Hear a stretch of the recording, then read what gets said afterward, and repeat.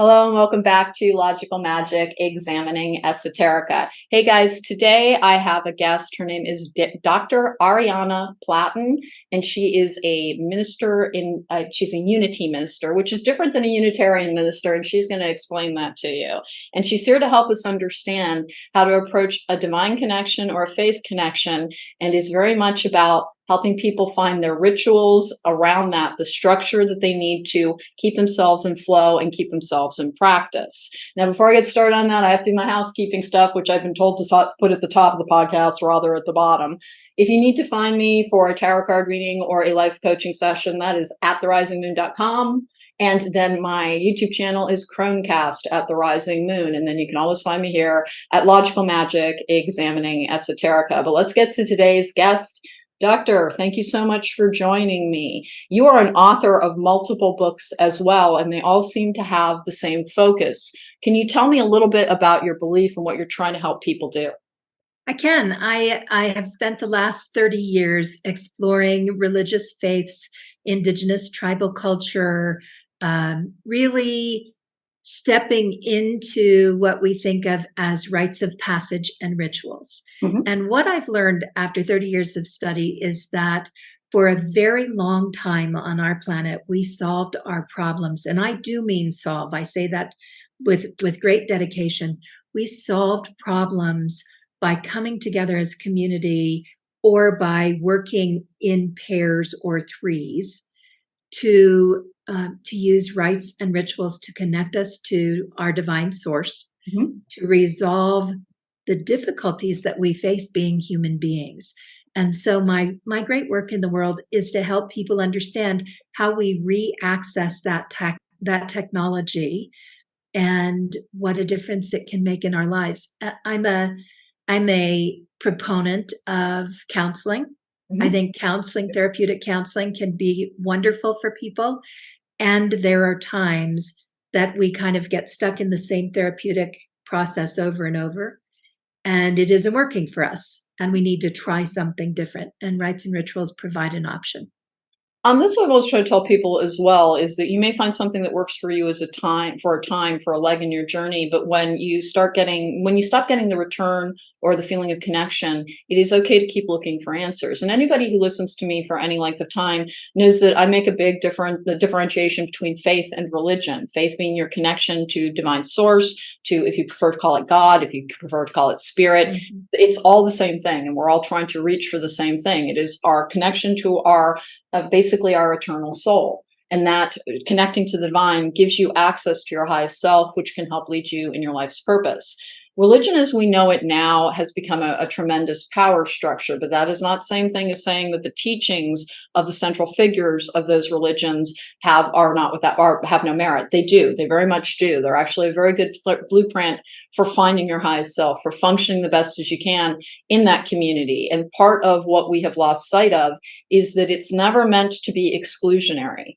Part of the reason I object to most of the bigger religious structures is that they exclude others and think that they have the sole path to a divine connection.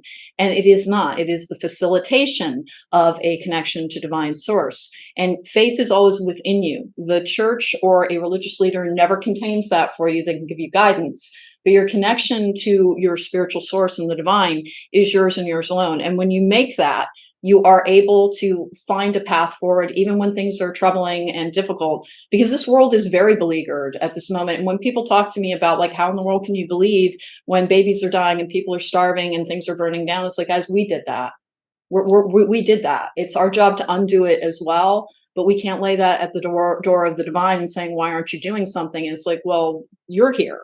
And you're supposed to connect to the divine source, find out what you're supposed to do in your walk through life to try and make things better, to join with others, to form a community. We have very much created a world where it's every man or woman or person for themselves, and it's all about greed and gain. And we wonder why we're all suffering so much. It's because we have lost touch with the idea that everybody has merit, everybody is equal, and we are all part of a giant community. And what you're talking about is finding that ability to connect both with source and with others. Can you give me an idea of what some of the practices that you encourage for people to be connected? Absolutely. And I want to, if you don't mind, I want to comment just a minute Oh, please about do. what you said, because it's a really good time to talk about unity Mhm. and why I went into unity ministry. Unity is very different from what you described. It's a religion that was, first of all, was founded in the United States, and we have very, very few of those. It was founded in 1889 by a couple that used meditation for personal healing. Uh, the first person to have the experience was a woman named Myrtle Fillmore, and she Oh, that's a used wonderful meditation. name. Isn't that a great name? She She sounds like a used Beatrix Potter character. that's right. Wonderful. So Myrtle had tuberculosis, and she was 40 years old and was told she was going to die. And she had children, and she used meditation and prayer practices to bring herself through and lived to be 89 years old. And when she died, she knew she was dying. She knew it was time to leave. And so she was a remarkable woman, and she started a faith that has been predominantly led by women, although we certainly have male ministers, but it's one of the places in our country where religion bubbled up here in the middle, in mid-America. Mhm. And um, with a really interesting focus on the Bible as an allegory rather than fact. What Hallelujah. if, right? So what if the Bible is a great story Yes, exactly. that It's a has to help you immense understand lessons? something. Yep. So that's the only reason I could ever go into any kind of mainstream religion, is because it as mainstream as it is, it's completely different than any other faith that I've had anything to do with. You mentioned Unitarians. I have great respect for Unitarians. They do amazing social justice work, but that has not been my work. My work in unity is exactly what you described. It's to not to give people answers, to give people suggestions for how they might find their way to spirit so that they have a direct connection. And that can happen using meditation. It takes a dedicated amount of time. Mhm. That can happen using rites and rituals. It can happen using sacred ceremony. It can happen by moving out in nature. I live in Colorado. Colorado is an amazing place I lived there for for 20 years. it's an amazing place for finding the aliveness of nature. It all begins with an understanding that every single thing, whether you're knocking on the desk in front of you, or the pen you hold, or the person you're talking to, or the animals in your yard, or the trees that grow around you, all of them come from one energetic source. Sure. And that source is alive energy. It's alive, communicating mind and heart. And so there is a way of moving through life, recognizing how truly and deeply interconnected we are. And once you recognize that you are that source expressing, that that's exactly what you are the hands and heart of the holy expressing on the planet, then you realize you don't have to go so far away out there to find something sacred, that it exists as you, and the proof of its existence is you. One And thing I'd like to draw attention to is something that you just mentioned, which is connecting you to divine source. And I need people to understand that larger religions, again, which are they're trying to make money for the most part. They are control factors. They're trying to control you, whereas a true connection to the divine, whether you call it religion or practice or ritual, connects you. Doesn't control you, it connects you. And Stephen Hawking, I think it was, and I believe he has since died, but he was the very famous physicist who, I think it was in 2016 or 2017, he concluded that there was no God. And it was because he believed that there was no function for God within any structure. And as most scientists believe, there has to be a function for something. And I heard that and I was like, well, here's how you're wrong. There is a function for a divine source. It gives you guidance in this world to help you connect to things like ancestral knowledge, to the universal flow, to our intuitive ability to be guided through this world. There is very much a function for the divine. What he was doing is the thing that I see so many people doing, which is conflating religion and faith. And again, faith is within, and religion is usually the structure around it. And what you're describing is the kind of structure that will work for the individual, that does not shame you by gender nor orientation, but rather connects you to the divine. So what are the things, and nature is incredibly important. Everything around us is living. Trees communicate with each other. They have a vascular system. They genuinely do. They communicate through their roots. They can warn of fire to one another. Our understanding, and this is, again, this is science, not woo-woo science. There is a scientific fabric that underlies our entire ecosystem where it is all meant to work together. And if we're in this world, that means we're part of it. And we're meant to be working with everything around us. And too often we are working against it because of our fear of what comes beyond this, and our desperation to try and survive in sometimes a pitiless world. But when you are connected, when you are able to connect with your own personal connection to the divine, no matter what that means to you, you will be guided through difficult times. And there will still be difficult times, because the thing that people have to understand is that even when you are connected, there will be challenges, because the world we have created is very, very challenging and got a lot of things wrong. But when you engage in those practices and those rituals, you re-establish your connection. It almost like it's wears an energy groove. It's a battery you can charge off of, because it gives you greater and greater connection, and the idea that energy carries forward. And if you keep engaging in particular practices to connect you to your guidance and to your source, you will be able to harness that energy when you are feeling low, when you are feeling depleted, when you cannot see the way forward. It will help you find the way forward again. And it is, again, talking about your ability to connect. And the thing that you mentioned at the top of this is in twos or threes, which, when we talk about the Bible being allegory, which I have long believed, and was actually raised in a very liberal faction of the Episcopal Church that taught me that. It was like amazing to me when I was a full-grown adult and people were taking the Bible literally. It's like, you do understand that this is a translation of a translation of a translation of a translation, and that it was basically put to paper at a time when we did not even know to wash our hands after going to the bathroom.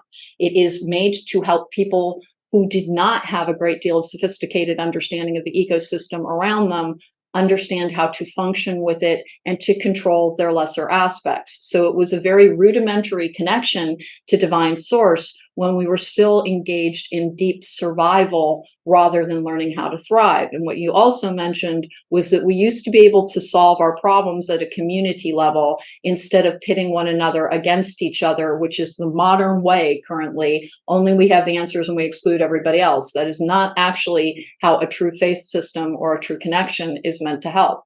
If you are really connected, you understand that everybody that you see is as well. They may have just kind of had a wire come loose, basically, where they don't know how to do that. And so they're wandering this world alone. And of course, they're lost and frightened and sometimes angry because they do not have their connection to their divine source. What do you suggest people do when they're feeling lost? I think the very first thing that I work with when I'm working with people is to understand that where you're looking is right here. You're looking inside. You're not looking outside. You're not looking outside to me as a minister or a priestess. You're not looking outside to a church or a book or a theology or a practice. You're looking inside first. So all of us in our lives have had experiences where we knew something and we didn't know why we knew it, but we were right. We've all had that experience. We've all had experiences where we had a gut reaction to something, where we knew right away, this is not the person for me. This is not the place for me. This is not the circumstance for me, whatever it was. What we haven't had is anyone around to say, those are the times that your God self is in communication. And I'm hesitant when I use the word God, not because God is a bad word, but because we as a Western culture have put God so far outside of us that it's hard to make the shift to find what is holy inside of you. But the divine communicates from the inside out, not the outside in. And it's here first. The reason we notice trees talk is because something inside of us connects. The reason that we notice that even a good teacher is a good teacher is because what's inside of us comes alive when we hear the good teacher. It's not because the good teacher planted something in us. It's because something inside our soul, our connection, pulls us forward and says, oh, that's for you. Listen, perk your ears up, pay attention. They're saying something important. So the first step is to recognize that you know things you're not recognizing you know.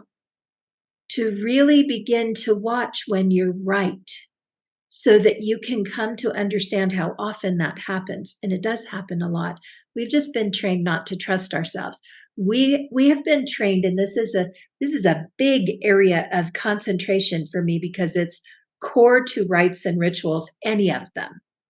In order to move from one state of being to another state of being, you have to be able to imagine what it would be like to be in the new place. Mm-hmm. And when we're kids, when we're young, we're told, go play. Oh, mom, I don't know what to do. Well, use your imagination.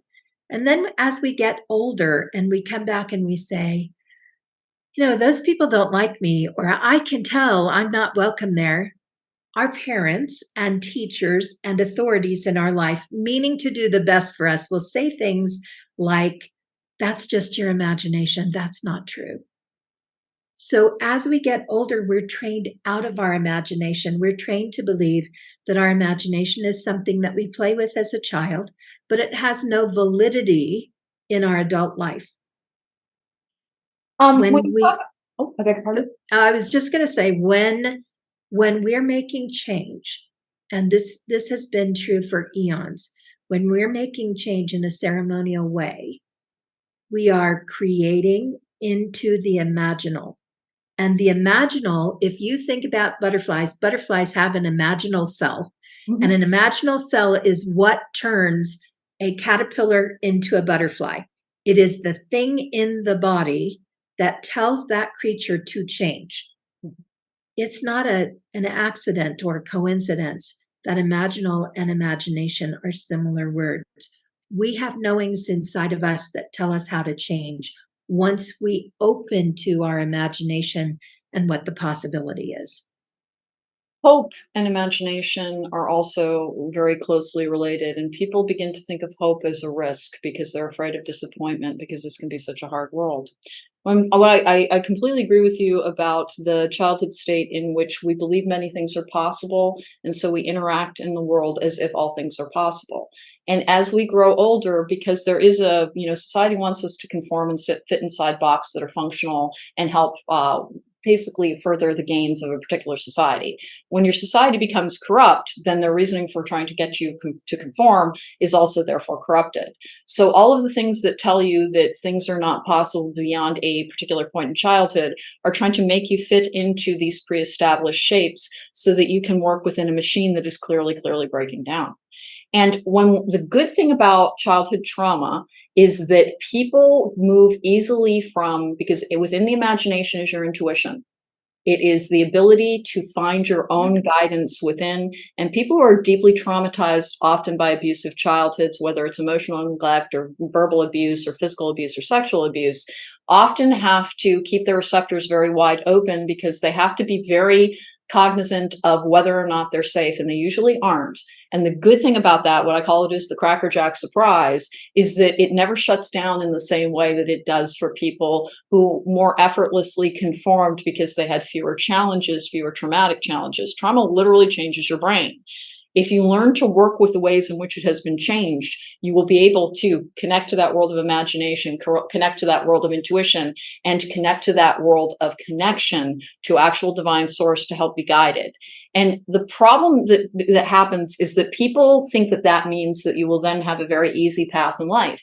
You will still have challenges because this is a challenging world, and other people have received corrupting messages or ones that tell them to think only of self, and that they can be damaging or even impede your path. And the best way to get back on your path, even when it is difficult, is to understand that you will be given the information that you need to continue to survive and eventually thrive if you continue to connect. And one of the easiest ways to do that, as you were saying, is to connect with nature. The archangels that I work with are all assigned a particular element. And when I ground and center at the beginning of the day, I call each element with the corresponding archangel. And there's an archangel that also corresponds with each chakra point within. And I also call to them to try and strengthen my will when things are challenging. And that's what I need people to hear. When we're talking about faith and connection, it is not that your life will then become a sea cruise with never a wave in it. It is that you will, when the waves come, you will have a way of sustaining your spirit, sustaining your direction, sustaining your purpose, and sustaining your soul in a way that you would not if you felt that you were simply adrift at sea all by yourself. So let me give you an example, Please. because we're getting into territory that needs deeper explanation. When we start talking about ritual and trauma and kind of the cycle we have about going back and forth through different experiences of life. So you mentioned childhood sexual abuse. That's something that I experienced personally. So at about 28 years old, I had a kind of a crisis of memory. Things that I had been able to compartmentalize as a child came forward, very much like you might think of a Vietnam veteran who has flashbacks. Mm-hmm. I suddenly started having memories. I went through a very long period of therapy with someone who is very well trained, who did some great work with me, but there was a piece I could not break free of. And it was really about letting the perpetrator go, not even about forgiving the perpetrator, but getting them out of my inside so that I could be separate from that energy. And I did that using ceremony. Mm-hmm. And what I did was I went and we talked about integration with nature. I took a picture of that person that had, because as a family member, had me in the picture. I went to a riverside and I sat in meditation and I wrote everything I needed to say, everything I could think of that I needed to say to this person, and folded that letter up and tore myself separate, tore the picture in two, tore myself separate from that person, and tied that picture and that letter around a stone and gifted it to the river with a prayer to please dissolve the connections between us, to please dissolve any energetic ties and create free space so that I didn't have to carry the heart connection anymore. And that takes time. It takes time even for a fast flowing river to dissolve. First, the words dissolve, and then the paper dissolves, and then the picture slowly dissolves. That takes time. It takes time to stay also in the process of disconnecting. But for the next week, I began my day very similar to the way you were describing, honoring that process that was taking place, offering gratitude and thanks to the river for helping me dissolve the connections, taking a deep breath in and releasing again. Take a deep breath in, release again. Any cords, connections, anything that ties me to this person, I fully and completely release and let go, allowing nature to transform and transmute this energy into something that is beneficial for the planet. And I do this work on all dimensions, through all paradigms, in all times and all lives. And that work, as simple as it sounds, that ceremony is one that I did by myself with no one else around, completely for myself. It was the single most freeing experience I had related to that trauma, because it was completely in my control, first of all. And a person who's been through that kind of childhood trauma doesn't have their personal control. So to take the authority to let go of that is a powerful thing. And to allow the power of the water, which is completely different from us, but also flows through our veins, to really allow the natural power of the water to take from me what I needed to let go, was something no therapist could do. It was something that needed to come from my own heart. So there are ways to do these pieces of work ritually that, in my experience, can't be done to you. You have to be the person doing them. And ritual is about empowerment. You talked about religion being about control. Ritual is about empowerment Yes. and finding the holy you are and taking the active and authoritative steps in your own life. I'm going to connect that to magic for a moment because what you're actually describing is also a magical practice that is usually performed on the full moon, and it can be water or fire or earth that you release something to. And I did a whole podcast on forgiveness. And if you're struggling to forgive, the first thing you need to do is give yourself permission to, I don't need to forgive, I need to heal. And when you are healed, you are releasing that energy. When you are attempting to heal, you are trying to heal the deep wounds within your psyche and your approach to self, to reestablish your connection to self and to the divine. Most magic practices are actually about, it's almost a form of, I don't want to say theater, but it's more that what you do around you, the rituals are almost props to help you intensify the energy, the universal energy that you're inviting through yourself. For we all have a spiritual channel and a magical channel within, and I believe they are the same thing.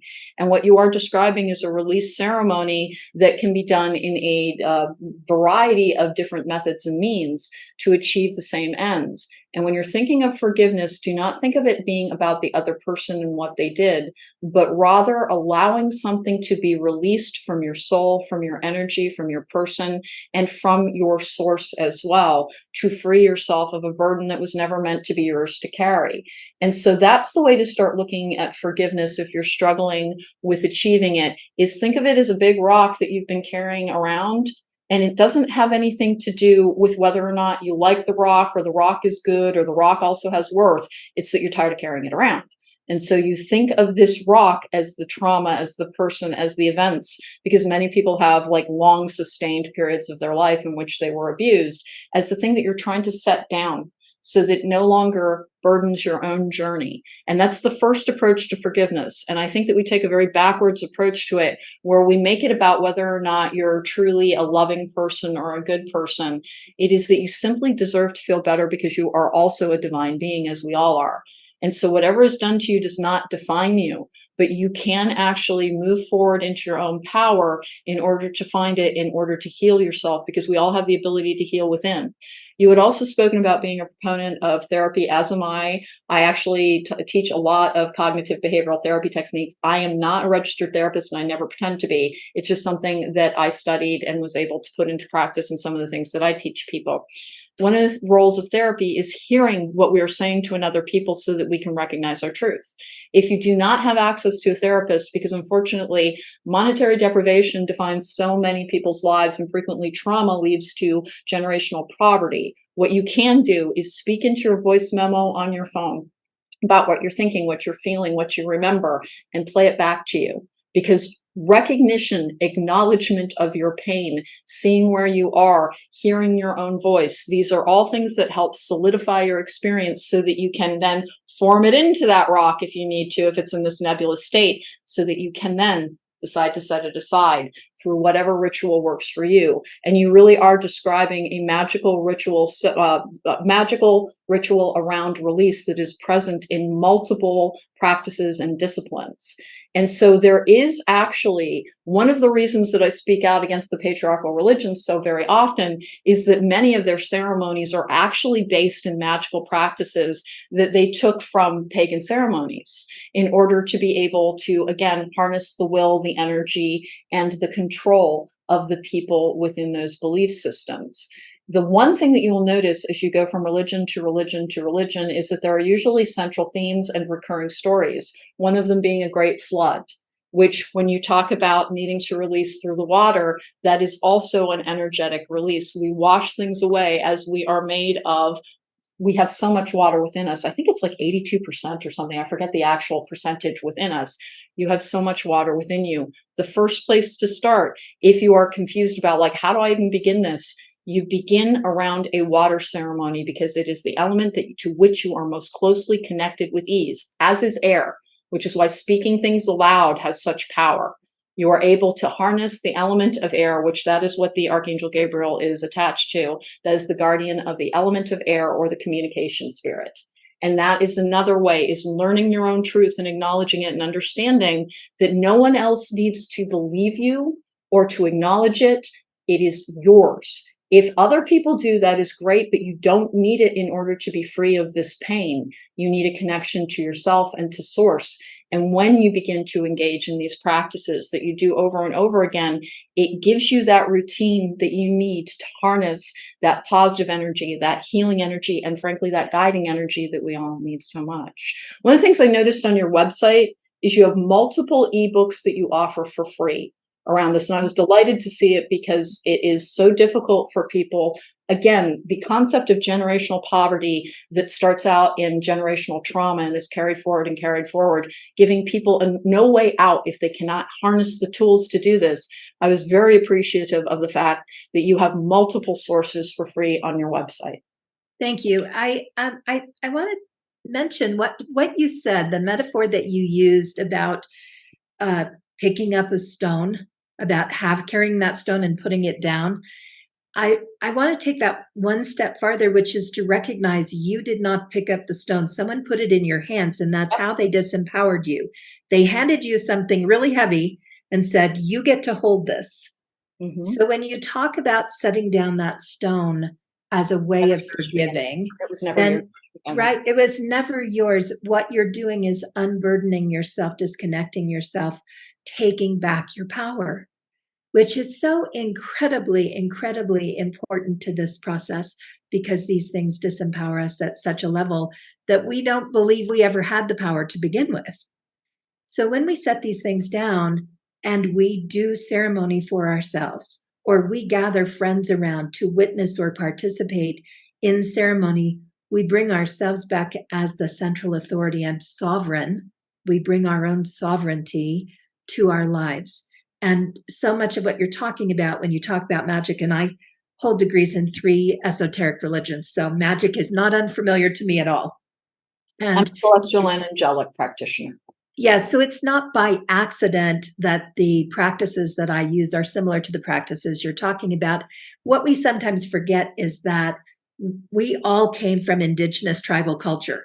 Yes, like we all did. We may not be indigenous now to the land that our people came from, but the culture, the blood that runs in our veins, the knowing of the earth, we all came from there.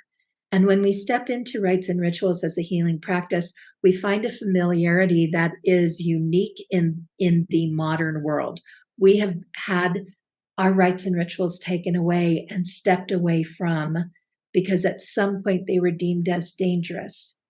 And we have been told that we need experts to tell us all the things we need to know about life, when the real truth of what is right for us so often exists right within us.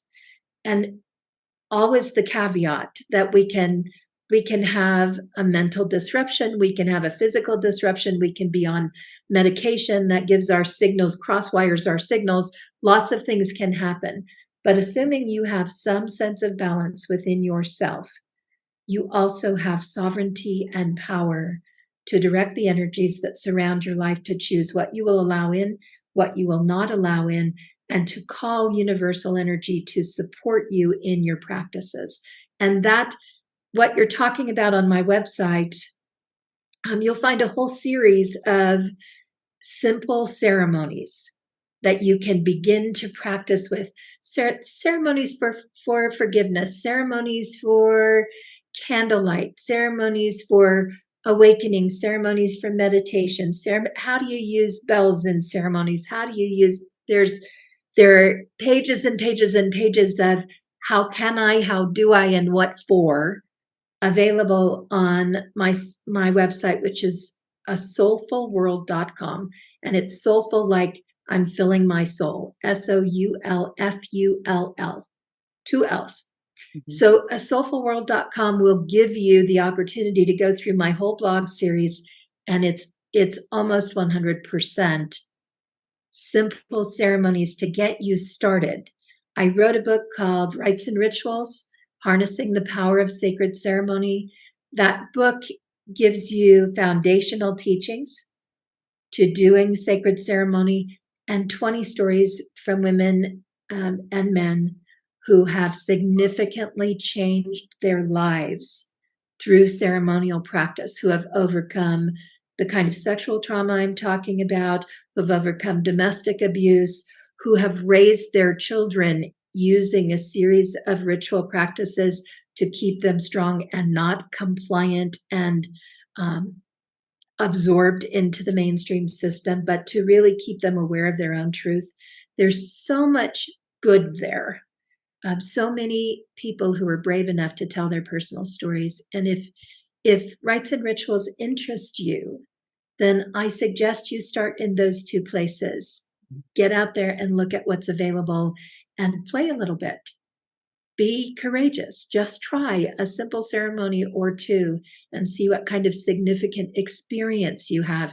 Because this knowing of who God is, the knowing of the holy as you, the hands and heart of what is sacred on the planet, comes from practice. It doesn't just come from reading. It doesn't just come from somebody else telling you. It comes from having the practice that allows you to see change in your life. One of the things that you had talked about was, somebody basically burdened you with something that was never meant for you to carry. One of the things that people get stuck in is the why of it all. And I need people to hear this part. It is never a personal judgment of you by the divine. Unfortunately, people are incredibly fallible and they lose their way very easily if they are guided by their darker source. And so you were the victim of someone who gave into their darker source and injured usually someone who was entirely innocent. It so often happens to children. But that when you do begin to find the ways to connect to source, it is not so that you can understand why that happened to you. It is that you can understand that no matter what happened to you, there is a way out of it and a way back to who you are truly meant to be, back to your divine purpose and back to your divine self. And that if you take the steps forwards, there basically energy will meet you halfway. And it can take a little bit. It can absolutely take a little bit. But it is important, particularly for people who have CPTSD or PTSD as a result of trauma, to understand that there is a form of OCD, obsessive compulsive disorder, that is related to traumatic experience in which people ritualistically engage in compulsive behaviors trying to seek your safety. And that's exactly the remedy for it, is finding a ritual or a behavior pattern that is about connecting you to your energetic source, to making you feel more connected, to making you feel as if you are part of a powerful structure and harnessing your power within. This is what you do if you're prone to triggers, is you begin to repattern your thinking so that when you are triggered, when you need something to help make yourself feel safe, it is a positive ritual in which you engage. And when you're really deeply upset, sometimes it will feel a little bit empty, but it will always make you feel better. Because it is the thing, it's like plugging into an outlet that is uniquely designed to help recharge your spirit, your soul, your energetic body, and your physical body. So if you are having problems, particularly with that compulsivity that is related to trauma, what Ahriana is describing is the perfect answer for you. And I'm so sorry, I just called you Ahriana instead of doctor. I apologize, because we actually don't know each other outside of this.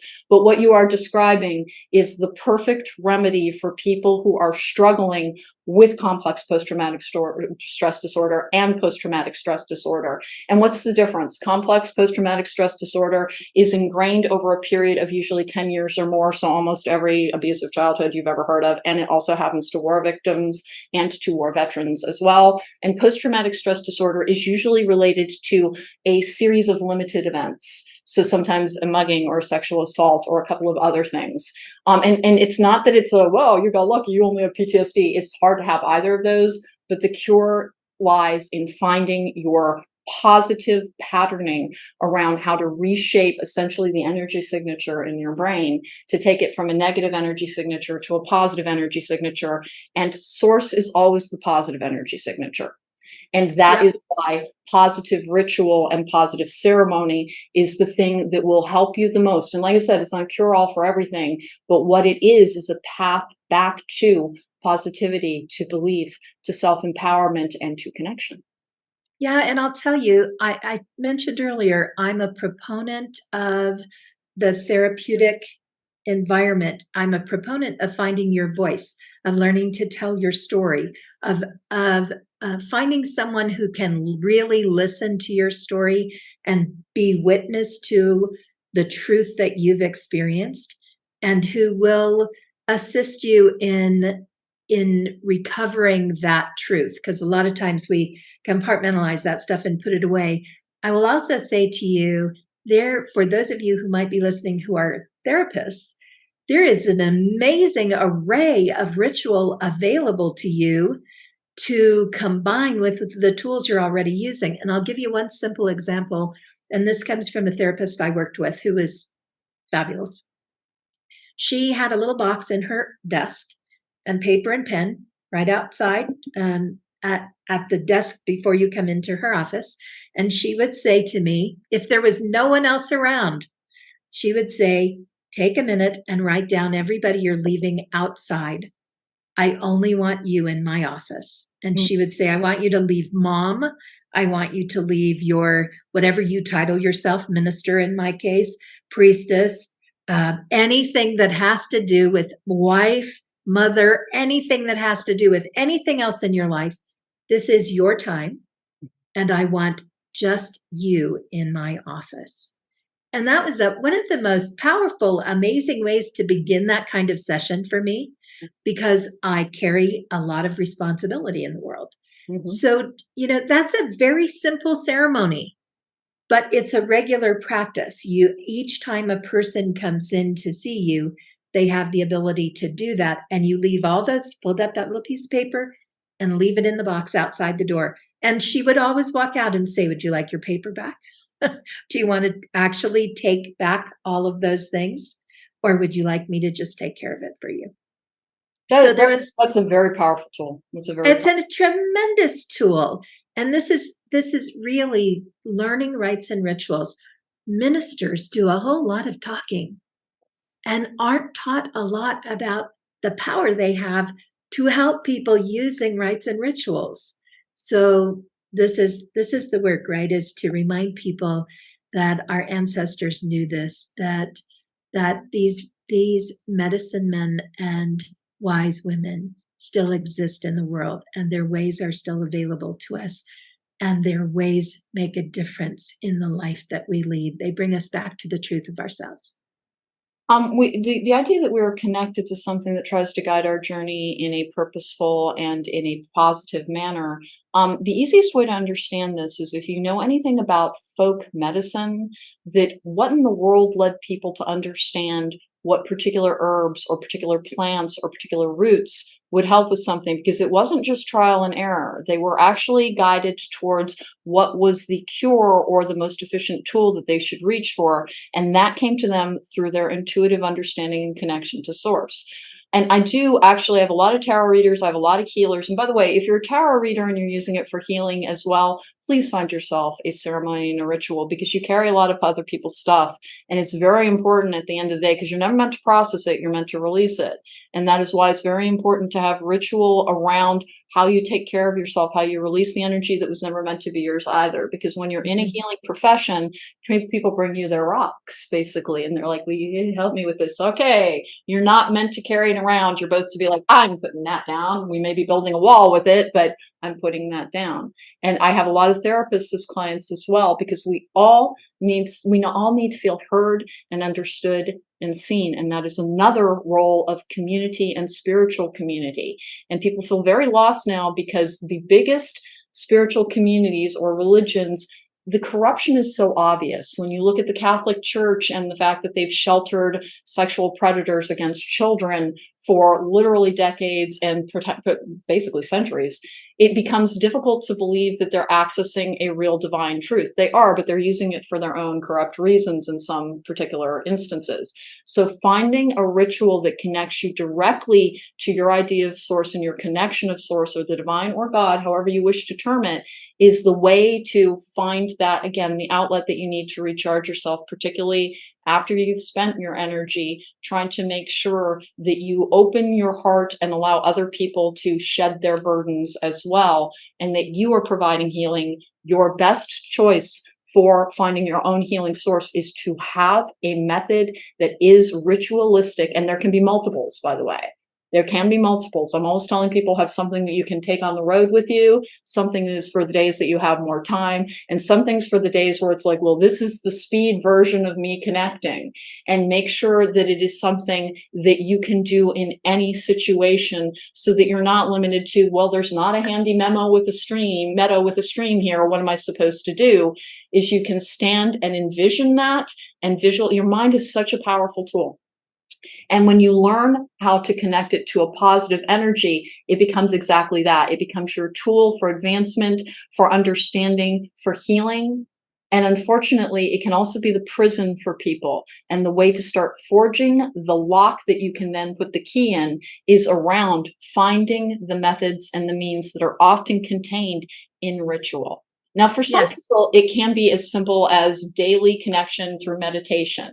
Those people are not necessarily dealing with those who are suffering. But for those of us who go towards like, hey, come to me with your stuff, we absolutely need something that will then give us back the energy that we're putting out. And what you have been describing, these are the perfect ways to do this. This is the way. If you are able, if you've been struggling or searching or where is my path, please check out what she's talking about, because again, there are free materials there that can start connecting you to your ability to connect and to feel replenished rather than constantly depleted by the work that healers do. So And healers in particular need this. I want to suggest a metaphor. I want to suggest that on your desk or wherever you normally sit, you probably have a lamp that's always plugged in. It's always plugged in. But when you need light, you go to it and you turn the switch so that you have the light. Yes. It's always there and available to you. Sometimes when we say connected, it's as though we could be disconnected. And the reality is that we are always connected. If we're not connected, we don't exist anymore. We are the moving energy of the holy. There isn't some holy thing that we have to call into us. We are that.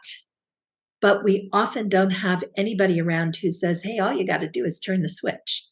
And here's a tool for doing it. Is this how you turn the switch? This is So how you that you build your can, lamp. right, this is how you turn on the switch so you have the light you need.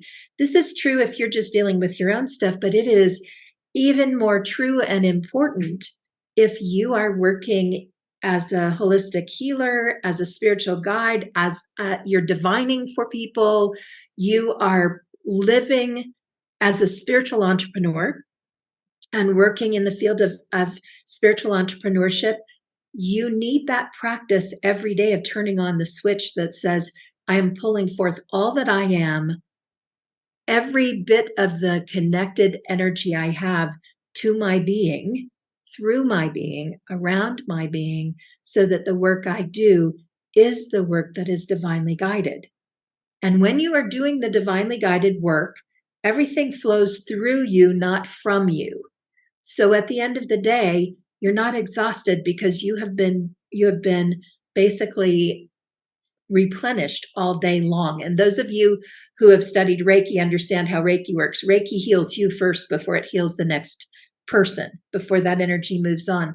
The same is true when you are living in a connected way with the holy, when you recognize that you are the conduit of the holy, you are the expression, the living expression of the holy, it replenishes you. If you forget, the best of us forget. So in 9 years of ministry, I buried 11 children. It was so very difficult because I'm a mother of 5. In 9 years of ministry, I buried children who died in car accidents, who were murdered, who took their own lives. I buried children for many, many very difficult reasons. And at the end of my time in ministry, I carried a burden that was so heavy that I had lost track that it wasn't me, that it was the burden. Because when grandma dies, we're all okay with it because grandma lived her full life. When we lose a child, we're not okay for a very long time.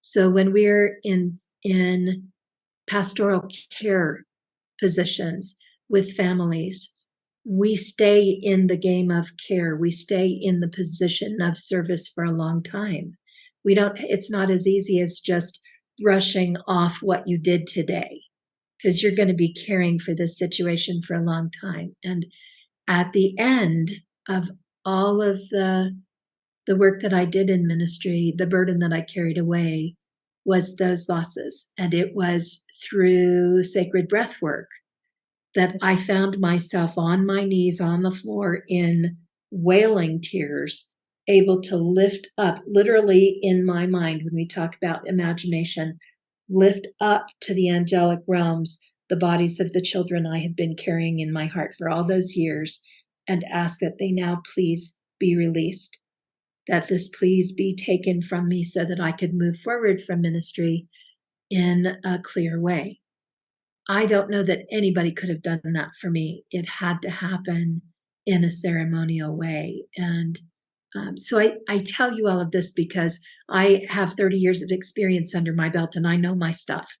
And I don't say that with arrogance. I say that with conviction. I've done the work. I've studied hard. I know what I'm talking about. And no matter how good you are, you may not recognize what you're carrying. And there are ceremonial ways to bring yourself to wholeness again that can be really important if you're living a life of service. And if you're not drawn to a more like, connecting to divine source, please understand that there are energetic realms as well that you can interact with in energy cleansing and sound cleansing. And I don't encourage people to use sage or Palo Santo because they're both endangered. But again, on my YouTube channel, there is a recipe for how to make a smudge spray to help energetically clean, and it doesn't contain sage or Palo Santo. And it's actually quite easy to make. If you are not able to connect in some of the ways that you're talking about, it's very important to find a way to release that energy, because the hard thing about choosing the path of a healer is that you will encounter the pain that people carry with them over and over and over again. And it is important to be able to release it as a burden that you're not meant to carry, but that you're there to try and alleviate the burdens others are carrying. But it's not then meant to be yours. And we can all become entrenched in the pain and the trauma and the difficulty and the struggle at times. And when that happens, this ability to have a ritual around connecting is the thing that shores you up when you are feeling discouraged. And it will happen, because choosing this path does not mean that it will be paved with, diamonds and gold bricks. But what it does mean is that there you find a meaning to everything that happens and a reason to keep going. And sometimes the reason to keep going is as simple as, I would rather participate in trying to make things better than surrender to the energies that try to eradicate our ability to be connected to love, which is divine source. And even sometimes love is a painful thing, because it does carry with it the opposite energy, which is actually fear, by the way. The opposite energy of love is fear. And so we're in a place of hopelessness, which is really a fear-based place. This is the other way to reconnect, is to have your ritual, to have your practice. And if everything that the doctor has been saying calls out to you, please check out her website. I'm always thrilled to find people who are offering free resources. Again, not because the people who need to charge are not worth the money. It's just not everybody has it. And so if you do not have the means, here are the methods. Go towards it, find yourself, and then also please check out everything that the doctor has written. She clearly has done the work. And in magical practices, I have a spell to put up on my Instagram later today that is actually about a healing spell I did for somebody. And looking at my altar, I was like, that thing looks like a wreck, but that's just the proof that I'm doing the work. When your altar looks like there has been many a calamity on it, it is because you have been doing the work and you have been called to do the work. And when you are called to do the work, find the way to reconnect yourself to your energetic source so that you are replenished and not depleted, and that you are in flow. And to know that every night passes and eventually the sun will come up. And if you're in a dark night of the soul, or even a dark day of the soul, that turning on your light through these rituals and through these practices is the things that will sustain you as you try and find the sun coming up again, and it will come up again. Doctor, thanks you so much for joining me today. Can you tell me where people can find you? I realize we said it before. Absolutely. Reiterate it. Absolutely. You can find me at www.asoulfulworld.com. which I'm sure you can put in the show I'm notes. going to put it in the description box on both the And you video, can, on my YouTube channel, and on this. perfect. And you can find me on Facebook and on Instagram as Ahriana Platten, and that's Ahriana with an H. And if you Ahriana and then Platten. That's correct. And there are a couple of things on my website I want to steer you towards. One is a freebie called Simple Ceremonies. Go to the first page, go all the way to the bottom, click on the link. You'll get a free in your email simple ceremony every day for the next 30 days. And if you are a spiritual entrepreneur in the business world, I have a brand new ebook up that I'd love to gift you with. It's called The Wise Woman Guide to Spiritual Business Success. Right. It's the first thing you'll see. Click on that. It's about 30 pages of really valuable, very practical business information so that you can make the money that you need to make as a spiritual entrepreneur so that you can support yourself doing the work you are really called to do.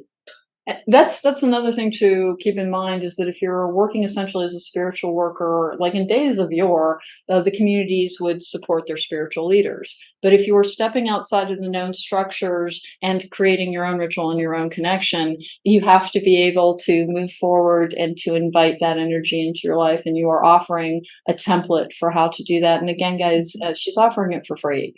So you literally have nothing to lose and a great deal to gain.